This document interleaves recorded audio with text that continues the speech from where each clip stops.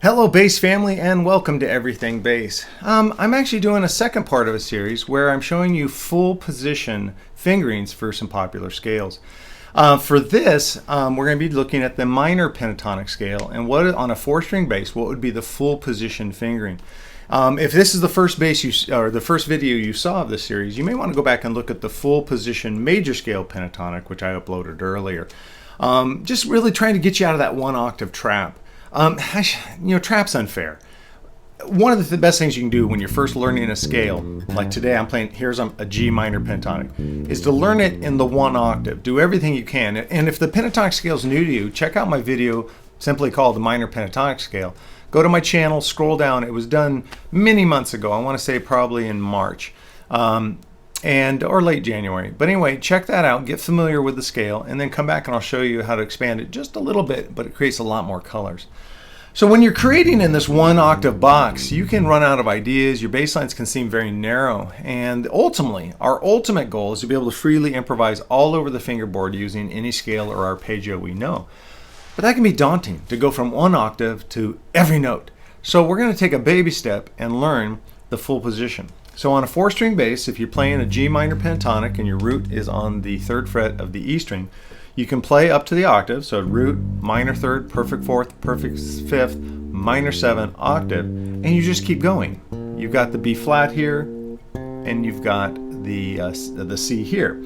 So we're taking and adding these two notes on top. Now here's the B flat, it's a minor 3rd, so we're putting the minor 3rd here, and then there's the C, which is the perfect 4th, up here. And definitely, I encourage you to learn the intervallic construction, what those intervals name, so that you know what these two new notes, how they relate to the tonic, and then that'll also give you a lot of power and usage. But look at the geometry of it. It's very simple. You start with a minor 3rd, and just play whole steps the rest of the way. That's why there's so many bass lines in this one position where you can play the entire bass line, because there's a lot of fruit on that vine. And because of these whole steps, it really facilitates hammer-ons and pull-off. So it's a fun one to jam on.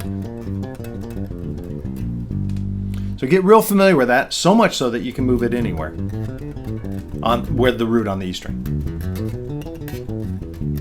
Now let's say you're playing a song and the root that you want is not on the E string, it's in the position in the bass you want, it's on the A string. So let's look at the C minor pentatonic. There's the 1-octave C minor pentatonic scale. You want to add the notes on the E string, you add the minor 7 here, the B flat, and you add the G here, it's the perfect 5th. Well, the geometry is also really cool, because here's our root, and then you just play that fingering the string below. Same frets and everything, same fingers. So you have 2 minor 3rds, 2 whole steps. So I find the minor pentatonic full position pattern to actually be simple on a 4-string bass. There's a lot of symmetry to the shape. You know, if it's on the E string, minor 3rd, then just play whole steps all the way across, major seconds. Or if it's on the roots on the A string, then you've got the normal pattern, but you mimic the fingering from the tonic to the minor 3rd. You just mimic that below, and that gives you a perfect 5th of minor 7. So this week as you're practicing this, just randomly pick a different root every day. And you may want to include this with the major pentatonic full position pattern, so that, like, say you're going to work on B flat. You would first do the major pentatonic and then do the minor pentatonic. And just be able to practice those through. The next step would be to maybe do a 2-chord progression, both being minor. So maybe you're doing something like a G minor pentatonic improvisation to a D minor pentatonic, and try to include the full position. Graduation day would be doing like an A minor pentatonic to a D major pentatonic. So you'd be playing full position on the A minor pentatonic, full position on the D major pentatonic.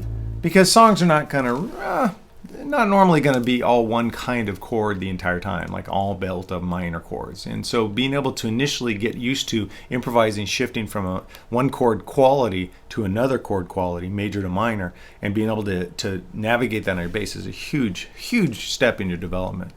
So there you have it. On a 4-string bass, there are two patterns I showed you, one with the root on the E string, one with the root on the A string for the minor pentatonic scale.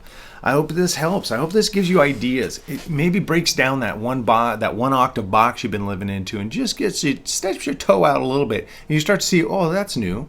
The biggest challenge for us, and maybe it actually endangers us wanting to continue to play the bass, is that we get really tired and bored of what we're playing. And so we have to be bold. We have to step outside of our comfort zone. So this is the simplest step in the world, adding 2 notes to a scale pattern you already know, but it can add so much new life to your bass lines. So I hope you experience that. I hope that's what it does for you. If you have any questions, please leave them in the comments below. I'd love to hear from you. What is this doing for you? Would you suggest I do something different? Is there a scale, or how many strings are on your bass? Do you want me to do a full position video on that? I definitely can. So anyway, I would love to hear from you. Please, you would do me an absolute solid if you would subscribe to the channel. It's free. Just go down and hit the subscription button right below here and hit the bell icon to let you know when I upload new videos. Of course, share the video, like the video. All those things really help grow the channel. If this is something you think can help you as a player, it would help me if you would do those things. Also, if you are a Patreon subscriber or you want to become a Patreon subscriber, there's a link in the description below. You click on the patreon.com/everythingbass link. It'll take you right to my Patreon page. If you're a subscriber, which is only $8 a month, you can actually download neck diagrams. And I actually really encourage you to do that, because I think it's important. It's great to be able to kind of communicate through YouTube like this.